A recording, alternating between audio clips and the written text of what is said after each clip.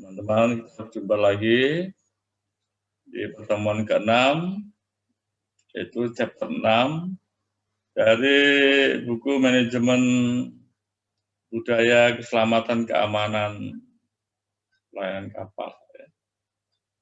Nah, ini pertemuan ke-6, kita melihat kapal yang besar. Ini tahu saya kapal ini cuci pantat, jadi underwater survey, periksa bagian plat bawah, periksa propeller, seatrace, ya, tempat isap air laut, high section, ya, laut yang bagian atas, yang tinggi, yang rendah. Yang rendah itu letaknya di dasar lunas kapal, kemudian propeller ini sangat penting, ini harus balance. Kalau terjadi benturan-benturan harus segera diperbaiki. Dan intip-intip tadinya banyak, menjadi bersih, mengkilat, karena itu menghambat kecepatan kapal. Saya lihat kira-kira 2 minggu bisa selesai, hebat sekali ya. Jadi repair dilakukan pada saat belayar, running repair atau yang repair berat pada saat 5 tahun sekali. Ini peranan, nanti kita akan melihat judulnya Biro Klasifikasi, ya. Ada internasional, termasuk takut juga. Kadang di Indonesia dokter harus sampai berbulan-bulan. Itu perusahaan akan sangat tinggi, sangat amat tinggi. Ya, sebaiknya profesional, karena kapal tiap hari dihitung. Nanti kita akan masuk dalam dan nanti kita ikuti alurnya ya.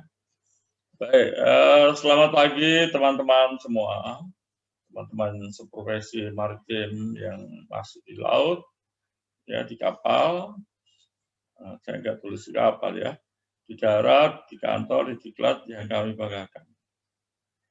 Sesuai SOLAS dan SCCW Amandemen 2010 itu ketentuan yang luar biasa. Nah, pelaut harus memiliki sertifikat banyak. Sudah kami jelaskan pada chapter 1, 2, 3, 4, 5 bahkan. Sekarang masuk chapter 6. Kita mulai aja. Selamat pagi. Assalamualaikum warahmatullahi wabarakatuh. Salam sehat sejahtera. Mohon izin sebagai mantan pelaut, ya, juga perwira pelayaran, marine spesialis, marine surveyor, dosen maritim, ya, dan penulis buku ajar maritim. Ini sudah kami jelaskan pada bab-babnya. Barangkali ada teman-teman yang baru mulai buka YouTube ini, ya, bisa lihat di bab sebelumnya ya. Kemudian buku ajar ini sama seperti yang kemarin, bab 1, 2, 3, 4, karena ini akan kita bahas ada 14 bab. Ya, buku yang itu didukung oleh buku yang hitam, manajemen perawatan kapal ya. Kalau yang itulah buku yang disebut Manajemen Budaya Keselamatan Keamanan Pelayanan Maritim. Ya, tentang keselamatan nanti ada bab khusus penunjang-penunjangnya. Oke, bedah buku profesi dan tanggung jawab manajemen keselamatan keamanan pelayanan maritim. Jadi manajemen di sini manajemen kapal, manajemen darat, manajemen pemilik kapal, operator kapal, manajemen jasa bandaran, manajemen pemerintah, manajemen biro klasifikasi kapal. Ini sangat menarik nih, karena biro klasifikasi itu adalah boleh dibilang yang menciptakan kapal. Sebelum, nah ini kita baca ya, pengukuran klasifikasi kapal, buku harian kapal, surat-surat dan dokumen kapal, sertifikat untuk balik nama kapal, sertifikat yang lain, dan berita acara. Jadi saya kira agak berlebihan, karena ketika pengusaha ingin punya kapal, itu keinginannya kapal jenis apa, bobotnya berapa, semua spesifikasi speknya kapal itu diberikan kepada biro klasifikasi. Kita lihat ada biro klasifikasi internasional yang independen. ilmunya sama dengan Biro Klasifikasi Indonesia, ya 90% ilmunya sama. Tetapi, nah ini SDM yang berbeda ya. Nah, yaitu salah satunya adalah oknum ya, yang kurang independen. Mari kita lihat sama karena cukup panjang dan cukup menarik. Saya agak cepat sedikit membahasnya ya. Oke ya, Biro Klasifikasi kembali dua logo ini menjadi kebanggaan pelaut. Bukan saya aja. Sekarang malah STP juga open ya, beri kesempatan kepada teman-teman yang jadi oiler bertahun-tahun, ambil AT5, ANT5, 4, 3, 2 sampai master. Jadi semuanya pasti bisa ya. Hanya waktu dan keahlian mengatur keuangan ya. Biro Klasifikasi. Tujuan Biro Klasifikasi adalah untuk mensurvei dan mengklasifikasikan kapal. Sebetulnya ini kurang lengkap ini ya. Sebelumnya karena pengusaha kapal itu memberikan spek pada aplikasi, kemudian Biro Klasifikasi menghitung.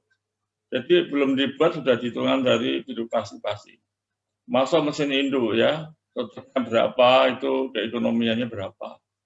Itu belum ada, masih di atas meja. Setelah disepakati bersama, kemudian shipyard yang ditunjuk membuat kapal.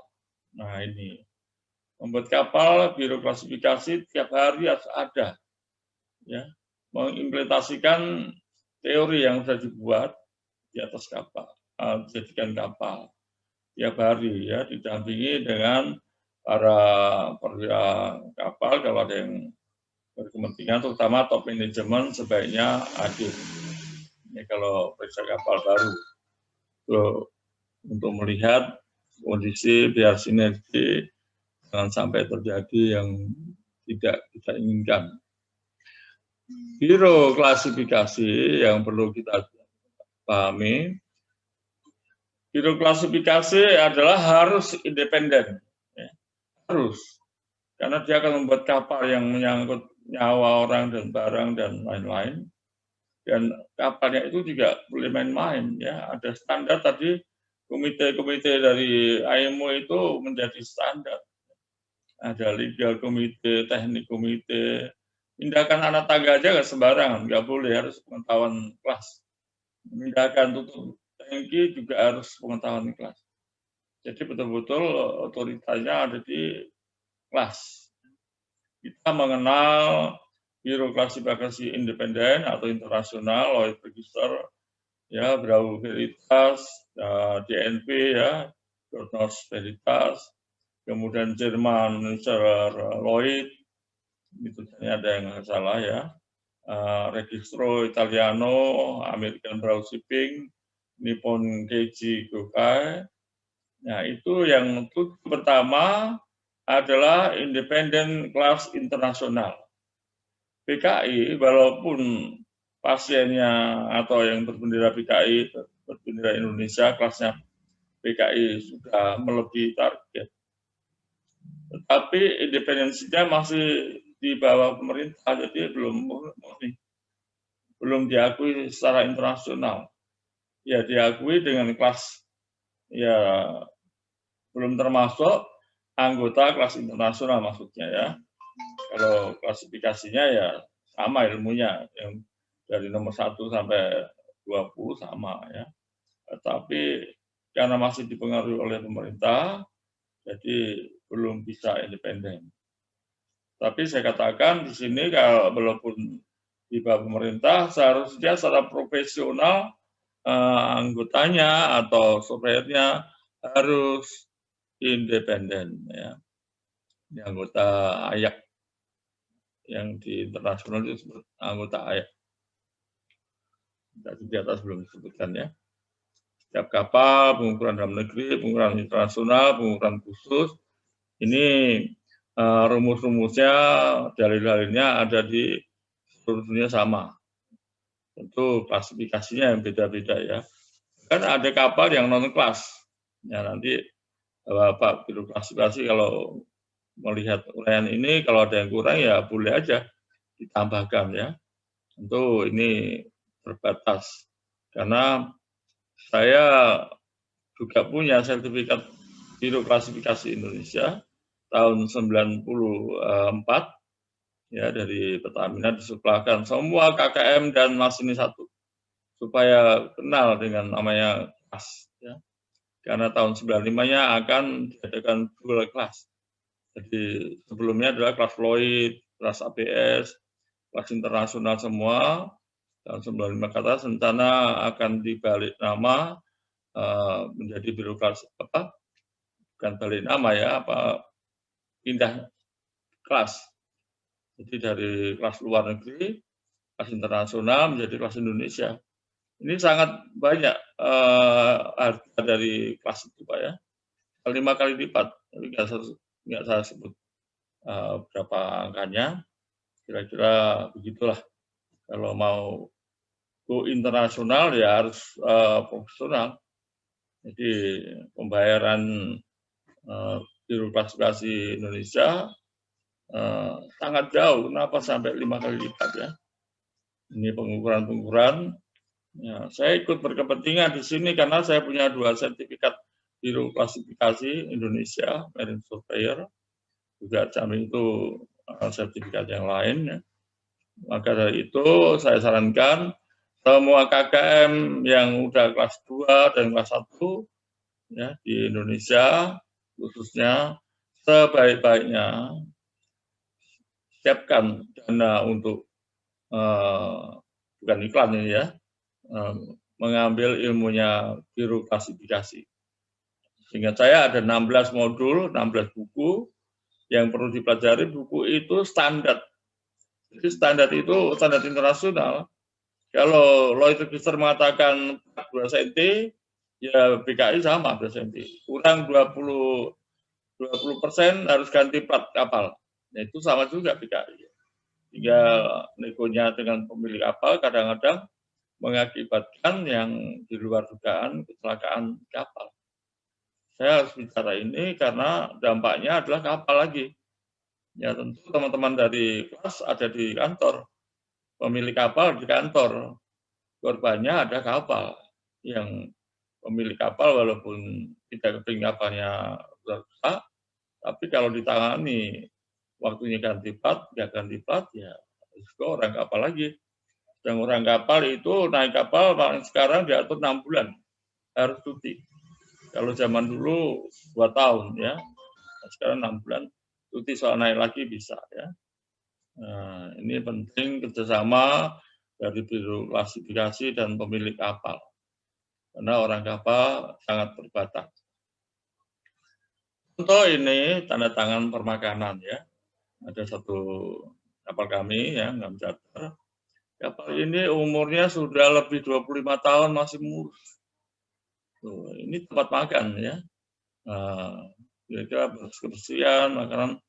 Siapa yang mau makan, tanda tangan dulu.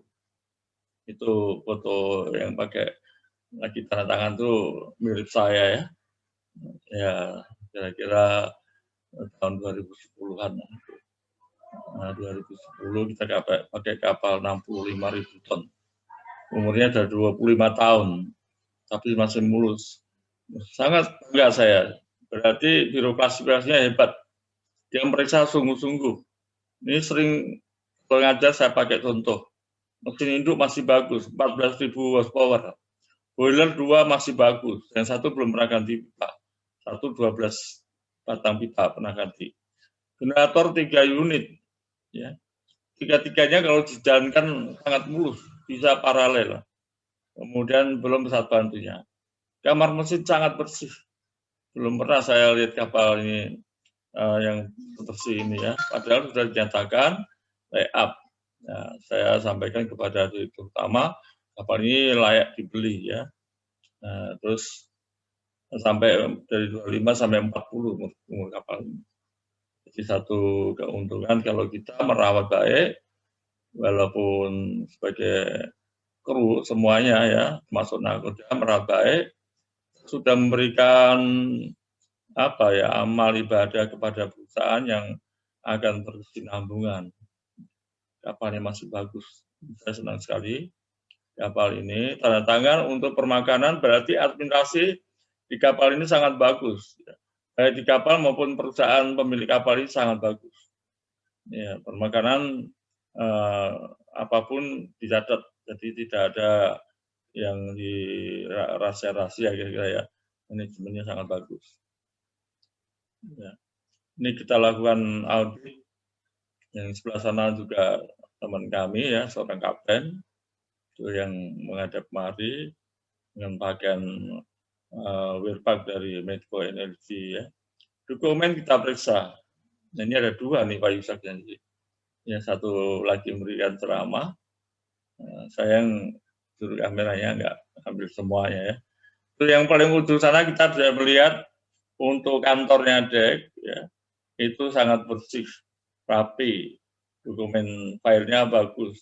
Yang atas sebagian sudah lagi dikeluarin. Jadi di sini juga ada dokumen ISPS. Kapal umur 25 tahun masih bagus begini ya. Coba bayangkan. Ya, mungkin saat itu sudah 30 tahun. Karena kami operasikan sampai umur 40 tahun. Ini menjadi contoh teman-teman teman-teman kapal ya, kru kapal bahwa kapal di bawah 25 tahun berarti belum tua. Kalau sudah 25 tahun, tua. Ini tugasnya biro klasifikasi yang setiap tahun memeriksa yang disebut annual class survey. Jadi nggak boleh bohong-bohongan, maaf kata, dengan orang kapal, dengan perusahaan pemilik. Jadi kita periksa dengan benar-benar ya. Karena setiap tahun tanggung jawabnya biro klasifikasi berat. 2,5 tahun ambil underwater survey itu. Terus tahun ketiga periksa lagi, tahun keempat, tahun kelima namanya special class survey. Ya. Itu kapal harus naik dock. Kalau yang 2,5 bisa underwater survey tambah naik dock. Dan tahun ke-6 adalah sama dengan tahun ke-1. Terus pertahankan sini tahun ke-10 itu, kalau 5 tahun sekali penurunan performa kapal 5%, 10 ya kira-kira 10%. 15, 15%, tahun ke-25, 25%. Berarti kapal secara teori masih 75% masih layak untuk dioperasikan. Kalau ada penggantian mau dioperasikan jangka panjang ya ada beberapa komponen yang harus diganti baru. Ini sangat penting saya harapkan teman-teman dari kelas ya, baik yang internasional maupun dari DKI berikan edukasi kepada pemilik kapal dan orang kapal ya. Orang kapal banyak keterbatasannya. Pada saat kapal 25 tahun itu dinyatakan boleh tidak. Kalau kondisinya lebih 70% boleh dioperasikan lagi. Kita melihat ada kapal berarti disituakan, kapal tenggelam, kapal musnah, kapal terbakar, kapal juga dinyatakan hilang. Itu semua dipantau oleh biro klasifikasi. Ya. Kalau biro klasifikasinya dari Inggris, Lloyd's Register ya. Kemudian semua kondisi di kapal itu terdaftar ya oleh technical, oleh legal, oleh yang pasti seluruh sampai lubang tikus pun kira-kira menjadi acuan dalilnya Pak PKI ya. Kalau di Indonesia PKI Biro Klasifikasi Indonesia, karena sekat-sekat yang di tangki-tangki itu juga harus dilihat. Bisa abadikan MT Rises 40.000 DWT itu adalah untuk marine terminal di Tiaka atau Tiaka Marine Terminal di Luwu perbatasan Morowali. Ya.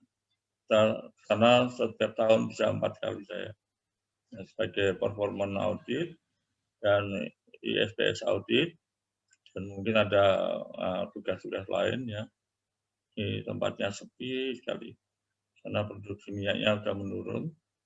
Nah, baik buku harian kapal ini semua perlindungan kapal dan sebaliknya juga harus diperiksa ya. Menurut anggota juga ya Nah, saya lompati aja biar cepat.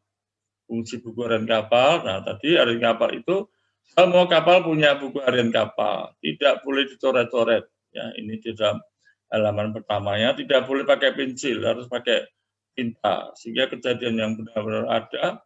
Nah, kalau toh salah tulis, dicoret, harus diparaf, tidak boleh di-DX. Halaman per halaman harus jelas tulisannya. Ini mengingatkan teman-teman yang di kapal tidak ada takutnya. Kalau kapal di atas 5.000 ton itu buahnya gede banget. Ya kira-kira sebesar 40 kali 40 cm, tanggung banget.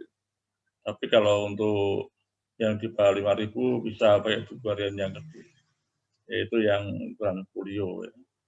Ini kita bisa lihat kapal-kapal kita, dilihat dari buku harian. Ya. Buku harian itu setelah masuk pelabuhan harus dilaporkan ke pejabat pemerintah. Yang dalam ini staf bandar, diperiksa kerja apa ini, apa setiap hari ada kondisi perang, apa kondisi apa ya, kondisi kecelakaan, semua yang penting ditulis. Ada mutasi baru, ada kelahiran, kematian, kecelakaan, pengedokan, penutupan, latihan-latihan berkala, dan seterusnya. Jadi kegiatan orang kapal tiap hari harus ditulis di buku harian kapal. Namanya aja buku ya, buku harian kapal.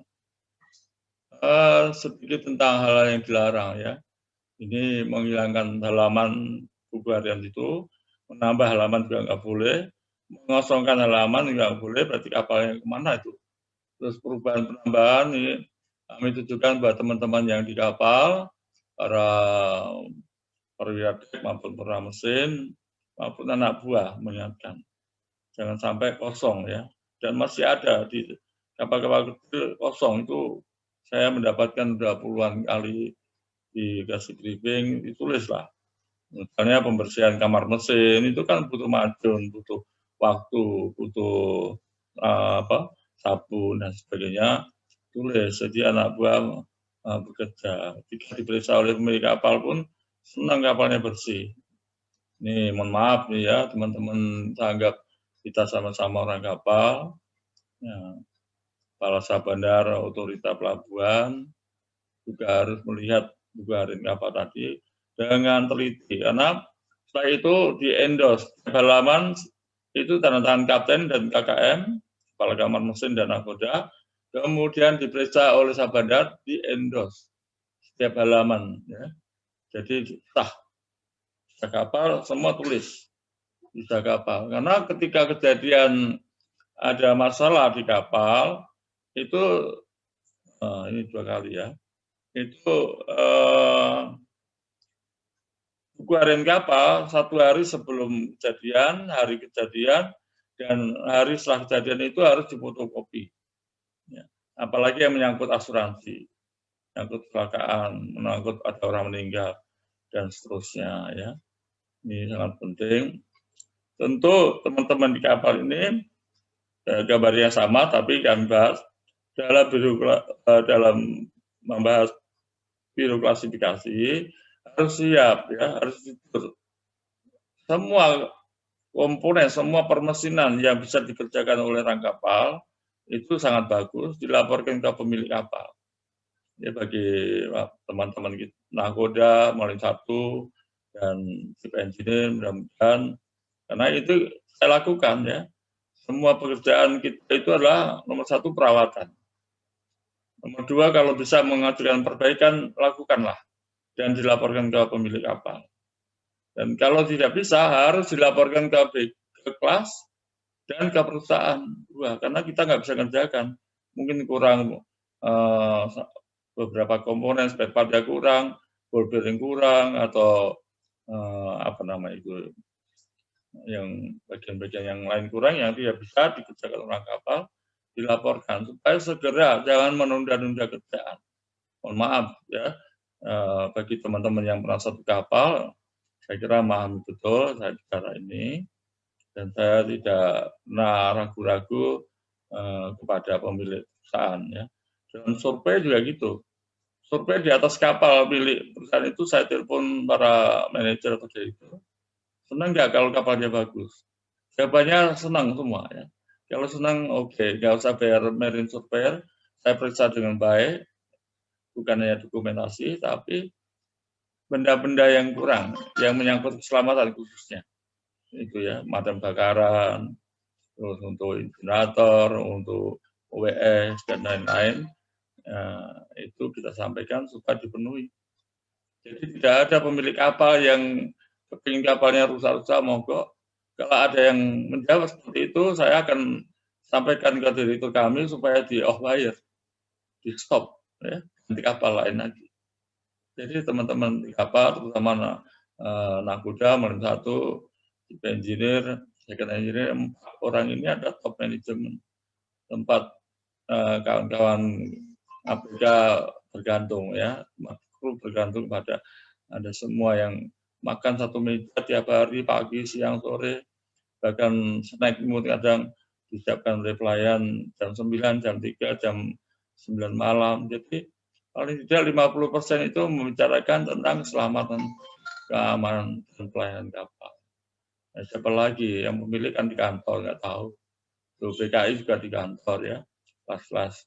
Mudah-mudahan ini YouTube bagian dari yang ingin saya sampaikan di usia senja ini.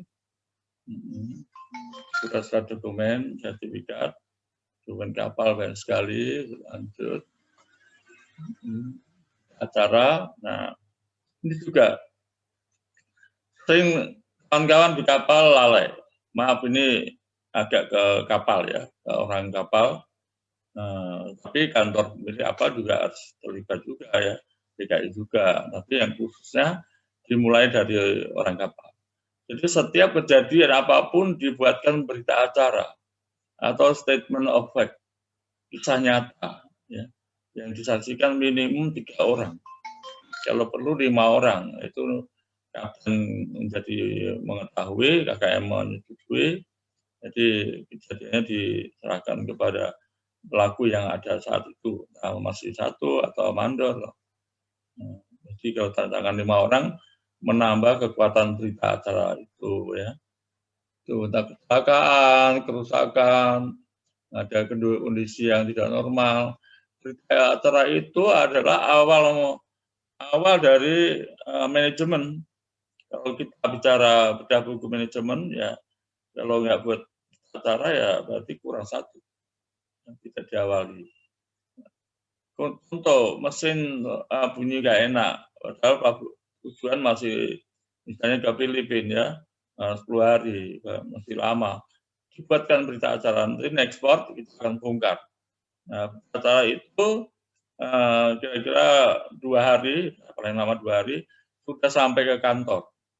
Itu untuk backup kita, sampai pelabuhan rusak pun sudah dilaporkan lebih awal. Ditandatangani minimum 3 orang, 2 orang adalah saksi ya. Ini harapan kami, saya lakukan itu. Loh, mestinya belum apa-apa kok berita acara. Iya, kan nggak tahu nanti 5 hari lagi belum sampai pelabuhan udah jebol lagi, minta ditarik. Kalau kapal sampai ditarik, biayanya sampai 2-3 kali lipat biaya operasi kapal ya. Biaya operasi kapal itu kurang lebih separuh dari biaya semuanya. Ini memberi pertolongan kepada kapal lain, ada peristiwa luar biasa, buatkanlah acara ya. Acara ini saya tulis cukup banyak, sebagian dari pengalaman kami ya. Tentu dokumen ini sangat penting. Sebelum membuat permintaan permintaan material atau suku cadang harus ada berita acaranya. Bahkan didukung lagi pemakaian suku cadang spare part itu manajemen yang bagus. Ya, kami alami tahun 78 di kapal yang manajemennya bagus, setiap minta baut aja harus buat pemakaian. Ya, kalau di Pertamina cukup ketat, BPKP, Badan Perencanaan Keuangan Pemerintah itu, kalau untuk yang harganya di atas 1 juta, malah ditarik bendanya bekasnya mana coba. Nah, sampai detail ya. Dan itu selain berita acara, juga untuk pembuktian penunjang dokumen manajemen. Ini ada logbook, navigasi, port clearance, dokumen muatan, Saya melalui buku ini mengharapkan teman-teman kapal mulai membaca ya, waktunya cukup banyak. Tidak ada alasan nggak ada waktu ya. Baca buku tentang manajemen apa paling tidak yang terkait dengan keselamatan dan keamanan ya. Dokumen operasi kapal ini kalau kartu manifest muatan ya. Kemudian metriship ya, seperti headlist ini stowage pen ini untuk teman nautika nih yang hafal sekali.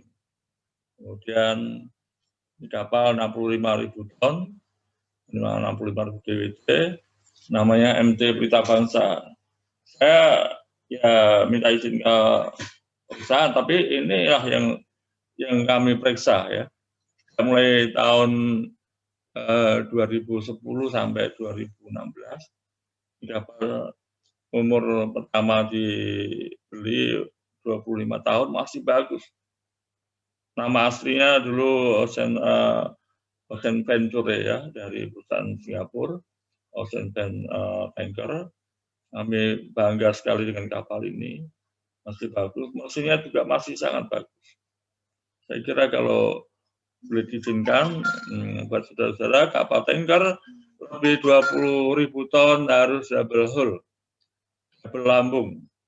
Jadi harus untuk mencegah hal yang tidak diinginkan. Kemudian perangkat semua marpol harus lengkap.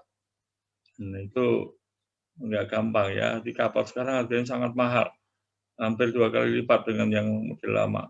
Seperti ini nggak bisa diproseskan lagi karena lambungnya harus 2. Ya.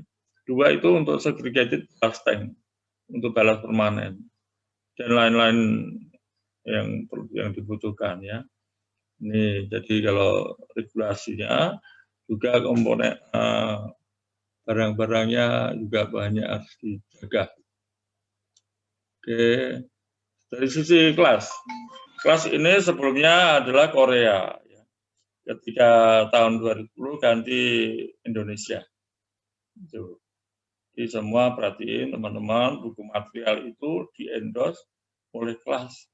Kalau ada material yang, ini saya sebagai dosen ya, dan pengalaman, kalau ada material yang nil 1, ya minimum requirement, minimum stock level harus dipenuhi. Jangan sampai gara-gara satu material, kapal delay. Kapal ini juga pernah kena denda 2 hari oleh kapal ekspor. Yang ini apa yang sebelumnya? Sebelumnya ada 90.000 ton. Namanya Astro Pegasus. Terus diganti nama Laksmiati ya. Ini kebanggaan kami juga. Artinya melalui ini perusahaan mendapat keuntungan yang cukup besar. Dan kita masuk sudah, waduh, udah ya. Kira-kira setengah jam lebih dikit. Ya, boleh dilihat orangnya, boleh dilihat tanda tanyanya ya. Harapan buku yang dibuat kami bertiga, saya dengan Pak Kolonel Laut Witekto dan Dr. Insinyur Desamin Patubang, saya kira agak beda jauh. Jadi setiap hari kita ada pertanyaan, mau apa? Ya, seperti di manajemen ada 5W, 1H. Apa yang kita pikirkan ya? Nah, di mana yang kita pikirkan? When, ya. Di what, when, where ya. Sorry ya, di kapan, karena di mana. Ya. Kemudian why, mengapa? Kalau ini selalu who, siapa yang tanggung jawab? Ya, kemudian terakhirnya adalah how. Bagaimana cara mengatasi supaya jangan terjadi ke kondisi emergency. Ya, saya terima kasih kepada lembaga diklat BP3IP dan STIP karena saya dipercaya untuk mengajar yaitu manajemen, develop, emergency, and image control. Sesungguhnya bagi pengertian saya tidak mau sampai terjadi emergency. Jadi tiap hari ketika di kapal kita melakukan apa ya? Semua yang menyangkut emergency. Semua yang akan mengakibatkan rusak ya, damage control. Ya. Kontrolnya bagus, tapi kita cegah Jangan sampai terjadi. Ya, mudah-mudahan teman-teman mulai dari tingkat bawah, wiper, fireman, oiler, Pak Mandor, ya, Pak Peter, dan semua perwira, elektrisian, masinis, memahami hal ini. Juga untuk bagian dek, ya, klasik, berumudi, serang, para mualim, semua sinergi, mudah-mudahan lah, kalau bisa diredus, dikurangi kecelakaan di kapal, seperti tahun 2017 yang meledak sangat banyak, yang terdapat 70, belum yang tidak terdapat. Harapan kami tahun ini sudah mendapat MOU Tokyo, ya, whitelist. Jadi kita sekarang mempertahankan jangan sampai terjadi kecelakaan, apalagi disebabkan oleh keteledoran, ya, kekurangan, bukan karena alam. Nah, ini yang bisa saya sampaikan. Saya pakai lambang yang sama, ya. Ini STIP karena tadi ngajar di STIP juga. Kalau chapter pertama, kedua masih pakai seragam BPKIP. Jadi seragam itu dengan kata lain di pundak kita itu diberi tanggung jawab, ya seperti itu. Memang rasanya enak, gagah, ya, tapi itu adalah tanggung jawab. Baik, sekali lagi kita masuk modul 6, selintas tentang kelas. Itu sebenarnya cukup panjang kalau kelas, saya ambil 2 kali sesi. Kemudian akan masuk modul 7, ya. Berikutnya, kalau di dalam pelajaran harus dipahami dulu modul 6 dengan tes formatif, multiple choice, pilihan ganda. Kalau lulus 80% boleh masuk ke 7. Nah, bila Anda berkenan, modul 6 sudah selesai, tolong klik tekan tombol subscribe dan tanda like. Bila ingin berbagi pengalaman kepada teman-teman, ya silakan share. Bukan untuk saya semata, untuk menyebar semangat kapal Indonesia semakin bagus. Kalau semakin bagus terus, jauh dari kecelakaan, saya merayu Kementerian Pelayaran untuk berbagi hasil, ya, profit, gaji pelaut dinaikkan 30% lah itu, ya. Kalau bisa selamat dalam setahun, tidak ada kecelakaan, naikkan, tidak ada rugi, pelautnya akan semakin semangat, ya.